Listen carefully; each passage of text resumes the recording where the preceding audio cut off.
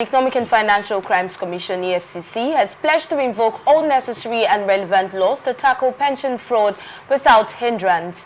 Dele Oyewale, EFCC spokesperson, stated this in a statement on Wednesday in Abuja, and according to him, Oshodi Johnson, Uyo Zonal Director and Assistant Commander of the EFCC, made this commitment when the Nigeria Union of Pensioners, Akwa Ibom chapter, visited the command.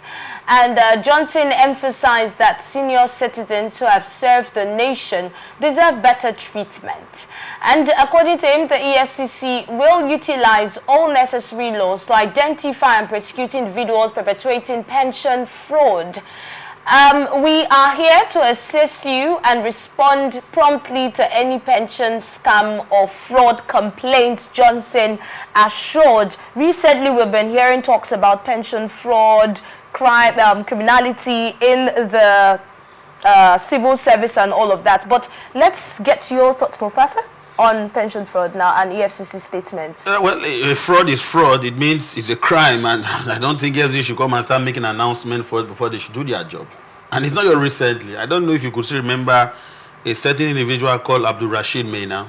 Yes. Yeah. So where is Meina today? So these things are not new. These are issues that has been in the corridors of the Nigeria geographical space for a very long time, and nothing has been done about it. I have continuously said that if abomination stays too long in a society, it becomes a way of life. Why do you think nothing has been done? Why do you think nothing has been done about it? So that's a serious statement. It's because we have weak institutions. As the EFCC is right now, they have their scope is limited, not by law setting them, but by setting militating factors. There are people who consider themselves bigger than the law in this country. So what they are really concerned about is has to go after Yahoo boys, as if that is their main scope. It is not enough to come and begin to, because I'm sure they made this amendment because the people that came to see them are members of the pension body. I just mentioned to you Abdul Rashid Meina. You can go and check the amount of money that was alleged that he stole from the pension scheme. After some time, you saw that he was so emboldened to the extent that he came out and all of that. And up to this moment, we are not hearing about that issue anymore. That is a huge crime against the state or against the nation. When you steal from pensioners, these are people who have given their lives, in the line just to serve the nation. The civil servants are the people running the economy. Politicians they are stealing and looting our commonwealth. So for me, EFCC, you know what to do. Don't come and be telling us stories. Go after those people that are involved in this thing. A small man cannot go and start stealing pension funds. The people in charge of pension scheme and all of that are big men. They are not the small people. So they should go after them and come back and tell Nigerians the result. All right, so as long as our pension fund is concerned or pension fraud is concerned, Professor has said that they have not done anything about it. Do you agree? Well, I will agree with him to an extent, but let me also add, like you said, we have weak institutions in this country.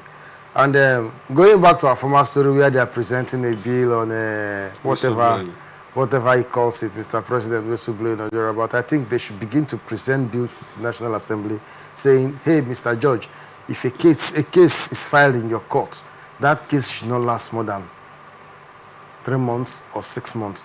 Make sure judgment is delivered within so timeline. Else you also cannot proceed. And the moment you discover that there are A, B, C, D number of cases that have exceeded that timeline on your docket, Mr. Judge, you are going to go on suspension for so period without pay. Sanitize the justice system. Ensure that things are done speedily. Because let me tell you something, there are cases that the EFCC will actually take to court, and these cases will remain there. They will be pending year in, year out, 5 years, 10 years. Most often, the pensioners that their monies were stolen, most of them, must have died. Just like the issue of this minor.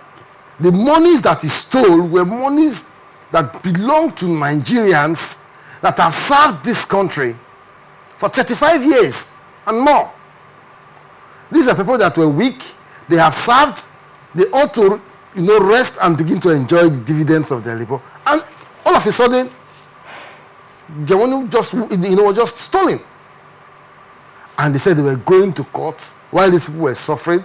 Most of the owners of those funds must have died and everything. So, first and foremost, while we are saying EFCC should be up and doing, we are also saying, look, because EFCC is not, EFCC will actually prosecute. They will take it to court. And when they take it to court, the courts have to decide. So it's not a case of the EFCC not doing enough? Not just EFCC alone. When we say EFCC not doing enough, it's not just the EFCC alone.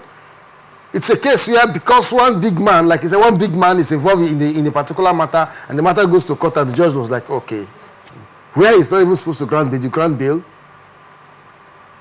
and the man goes home. Or because he's a big man, you begin to adjourn the case over, and after granting him bail, he's resting somewhere enjoying that money. That's looking like lack of synergy between the EFCC and the judiciary. I wouldn't say it's actually lack of synergy. The judiciary is independent of itself. And what we are saying is that the judiciary itself should purge itself of these bad practices and ensure that judgments are delivered within a timeline, a stipulated timeline. That way, they say justice delayed is justice denied. So when you delay a judgment that is supposed to take place in 2-3 months, you begin to drag that case for over 2 years, 3 years, 4 years.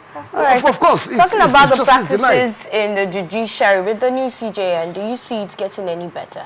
You see, the new CGN alone, I'm not sure we'll be able to sanitize the system. I know the NJC is a body that you have people of equal, I don't know how to put it, but I know the CGN is just the first amongst equal. And if we don't have that collective interest in sanitizing the system, only one man, won't be able to make the difference. But of course, the CGN can make proposal. I've always said that even though you know or you believe or you think that you alone cannot, make the change happen, but let it be on record that you made the move. Posterity will judge you. That at a point in time you suggested, like what the chief rightly suggested, that those cases shouldn't be allowed to linger for too long. Recently we were talking about special cases for corruption and all of that. It has become an unending discourse. No end in sight. And that is a wonderful idea. If we have a special court for corruption and there is a time frame, you don't see people after some time. Some people even die in the process. You go to court, a matter stays in court for more than 5 years. What are we talking about? So let us see how we can strengthen our institutions. Like you rightly said, the CGN finds she has been appointed in acting capacity. She can still try to see how, she can come up with valid, nice ideas that will, give some level of integrity back to the judicial, institutions. Because currently, as we speak, the judiciary has been balkanized, the judiciary has been violated, the judiciary has been desecrated to a level that has never been seen before. Nigerians are very skeptical about her because they feel like she may not have a good track record. No, but of course, when you say somebody may not have, that is a very weighty statement, because if you want to look at somebody's track records, you must go by things that so I know little about her track records, okay? But what I know is that she's now the acting chief judge. God willing, she becomes the substantive chief judge and all of that, and she has the responsibility, and some of such responsibilities to ensure that there is sanity in the judicial system of government.